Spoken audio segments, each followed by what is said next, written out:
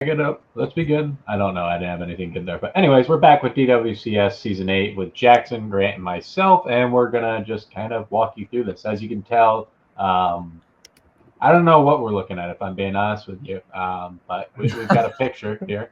Yeah, some prospects, if you will, sponsored by Calvin Klein.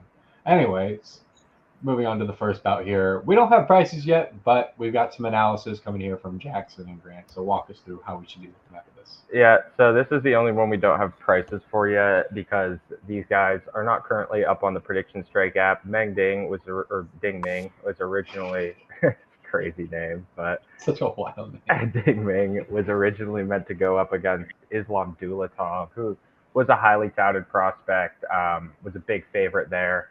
I don't know the odds for this, and I haven't seen the prices, but I would assume it's kind of going to be similar odds as to what it was before, where Dulatov was a big favorite. Rami is probably a more highly touted prospect than is Ding Ming. He is a really good stand-up striker, very flashy, throws spinning attacks, flying knees. Definitely a flashy striker, always looking for the finish. Leg kicks are really good. He'll move from some leg kicks at the beginning to up to head kicks. Is always bouncing around, light on his feet. Just a really solid guy. Also is generally more of a striker and a very good one at that. Like people have seen him go a couple rounds with Wonder Boy Thompson and stuff. Good at keeping range with those leg kicks. And he is also getting better at BJJ. He fights out of the or MMA Masters. He like trains with Talita Alankar, who's fighting on this upcoming card, who's like a 5-time BJJ champ. So he's around some BJJ greatness. So definitely some promise in his grappling for sure. Ding Ming, not a wrestler at all, but is a very good striker. I would say has looked great in several of his fights. Nuraji was one where I thought he looked really good. And he, he just really good striking, complete kickboxing background.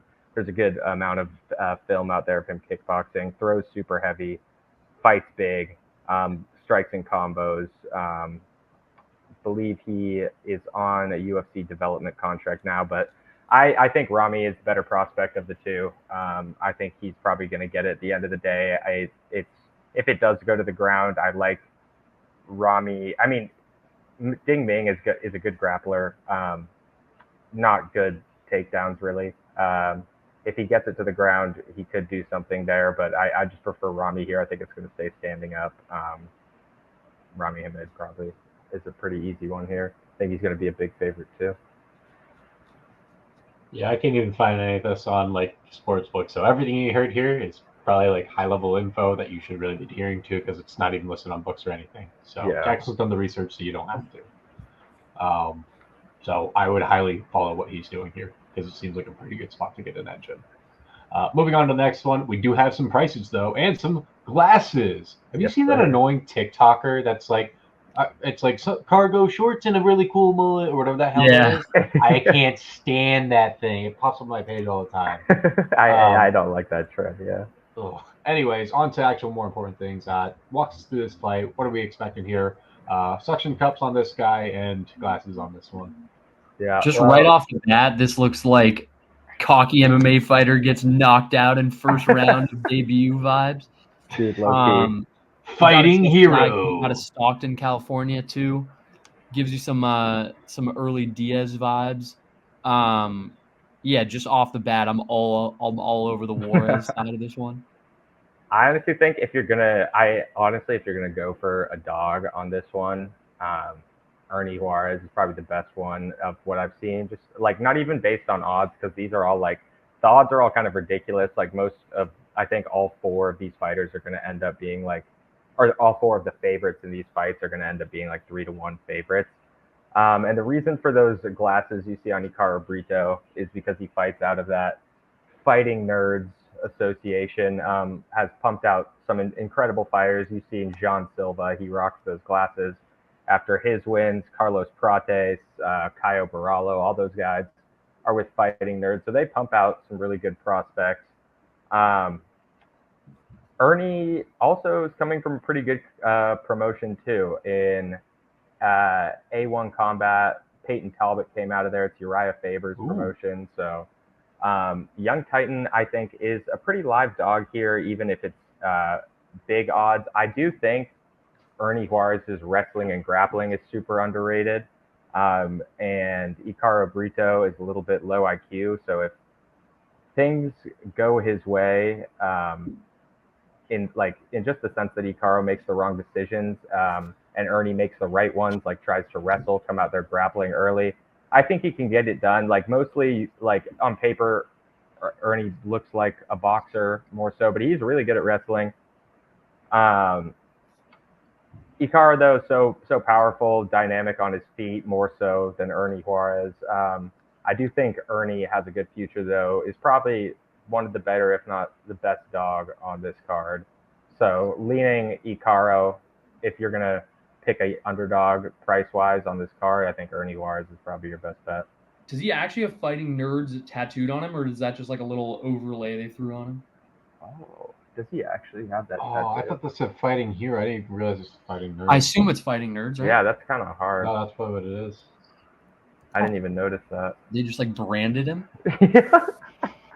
You get Wait, he actually does have in this. It's in it's in every photo of this dude if you look for it. But... That's sick though. I kind of like it. Dedicated to the squad. Yeah. All right. On to the next fight. I ain't even gonna lie. I got thrown off because I thought this was two chicks for half a second. Dude, these are some baby face guys right here. Oh, that's what I'm saying. The face is is his really name Loner? Yeah. Loner Kavanaugh. Anton Ho.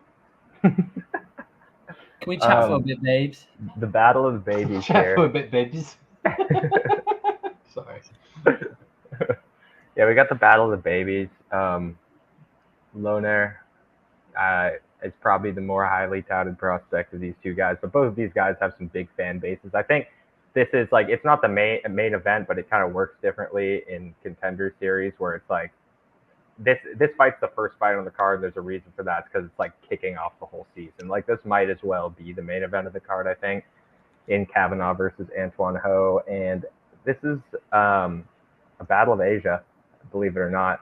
Antoine Ho representing Vietnam, Loner representing China, even though he's fighting out of England. Yeah. I don't really know the background on that. All I know is that he has some sort of Chinese deal. There, yeah. Huh. But both of these guys are really good prospects. Both are young. And Ho fights out of the MMA lab, as you can see. Great Britain top team is the home of Kavanaugh. And Ho, bang it out type of guy, throws hard, confident in his grappling. So sometimes leans on that, is okay, getting on his back, feet on his back, something I like. Not the best thing in fighters, but he's a very high level grappler. Loner, speed is notable. Technique and his striking is very good. Good takedown defense. Great combos on his feet. I would say more technically sound in his striking than is Anho. Trains with Nathaniel Wood at the Great Britain top team. His fighting is kind of reminiscent of Nathaniel Wood's too. I would say definitely a better striker than Anho. Higher volume, just better fundamentals. And he has gotten pieced up in his past before, maybe a little bit too aggressive at times, but it seems like he rebounds pretty well, seems to have a decent chin. And Anho, like, this is Contender Series, you know, he could definitely come out and rock him. But I think Kavanaugh should shore up the majority of those striking exchanges. If Anho comes out, like, Anho is probably the most alive of these guys to just, like, come out and land, like, a one-shot and done sort of deal. In the Contender Series too, especially though, I feel like it is a place where a lot of people come in too aggressive. So hopefully he's learned his lesson there, because that feels like a situation that happens a little too often as guys are trying to make a name for themselves in this and kind of go in guns blazing and end up on their back like that. So that's a little worrying, honestly. Yeah, I agree. And basically Lonair I think is good if he keeps that range, keeps it technical, bounces in and out of the pocket, like as little scrap as possible. And I think honestly, if you're on the Kavanaugh side of things, like I am, you're probably getting better prices for him on PS than most places with him as a 3-1 favorite. So I don't mind. Like, this is a great prospect. I think both of these guys are going to be in the UFC at some point. I imagine one of them gets a contract following this fight. So like, I think it's perfect time to stash him, get a little bit of gain, and then start seeing that increased returns, because they're in the $3 range now. They're going to stay that way when they go into the UFC, and they're going to start fighting guys probably in the $6, $5 range, because they're big prospects. So you're going to start seeing some good returns on these dudes in a couple of fights. Seeing that Lonair is 5'4" is kind of crazy. Yeah, that is nuts. What's his reach? Oh, it doesn't say on my little graphic here, but oh, but they look to kind of profile similar. Like, honestly, I'd say out of like, they all look very exciting fights just off of like looking paper wise. Yeah, they usually are. I feel like. I don't know. This just screams high pace. Is what I'm guessing. Totally, and it's like I like that it's like two actual young guys, you know, and it's like they're both 6-0, but they do both have like a bunch of amateur. No, it's a lot on the line for them. Realistically, it's like, oh, I theoretically continue my undefeated streak here. And look, we can so yeah, I think from like just a prospect watch standpoint, this is probably the one I'm most excited for. Right on. All right, moving on to the next one here. That's the other way. Oh, wow, we've got... All right, so this guy was like totally ready for this. Fucking awesome. And then this guy over here is just like, all right, shit, I have to take the picture. I'm backing Bruno no matter what. I just scrounged the web for the right pictures of these guys. This guy looks awesome. Yeah. I'm a big fan of him. Both these pictures are sick, actually. You want these? You want these? Brunel. But yeah, so Bruno, that's his nickname. Brunel. Crazy. But you'll notice kind of some weird prices for these guys relative to the other ones. Bruno Lopez wasn't an IPO. He has actually been on Contender Series before. Lost that bout, so that is why Mikhail was IPO'd at $1 and $1.50. Looks like a few people have bought into him since he IPO'd, because he was at $1.53 today when I made it, a couple cents in gain. And I mean, I'm like, Mikhail is someone who I think is a lot of people are on as maybe the potential dog of this first week of Contender Series. And he is an actual dog. Like, he finds the knockout in most of his fights. He has a knockout in 4 seconds, one fight by decision. Surprisingly, though, not really one punch knockout power, at least from what I've seen. Like, aside from the 4-second one, but that was one fight. Anyone could just get chinned like that by a guy this big. Grappling pretty much non-existent. He'll be dangerous on the feet. But Bruno Lopez is fully capable on the ground. He's only really striking. Bruno, on the other side of things, last time he was on DWCS, was touted as pretty highly as a prospect. Lost to Brenson Ribeiro, who got a UFC contract. He was 11-0 before he got slept by Brenson. He went out there, like, Brenson Ribeiro is just sloppy, kind of hittable, but he's super powerful, who was able to make it a dogfight, because Bruno didn't like shy away from the dogfight. He basically let him fight the way he wanted to fight, kind of a low IQ moment there. If he had grappled, he could have won if he had mixed it, which he can do. He's very good at mixing in his grappling with his striking, very capable grappler. Just super low IQ moment. So it's like, that's really my only worry here, because Mikhail is so weak in the wrestling and grappling department, is if Bruno goes out there and is just like, oh, I'm cool with a little firefight on the feet. Like, I'm a good fighter. I can beat this guy in a striking match. Like, if he does that again, then he might lose this fight. But otherwise, he's too well-rounded. the reason why he is and has been a popular prospect is because he's well-rounded, can mix in the grappling with the striking when he wants to. Bruno just has to try to avoid the early onslaught from Mikhail, and then I think he can get surgical on him on the ground. Do you think him being in the Contender Series before and losing like that is more of a sign that maybe it's too much of a step up, or is it more of a sign that he can take something from that and ensure that that doesn't happen again? Because you can probably look at that either way.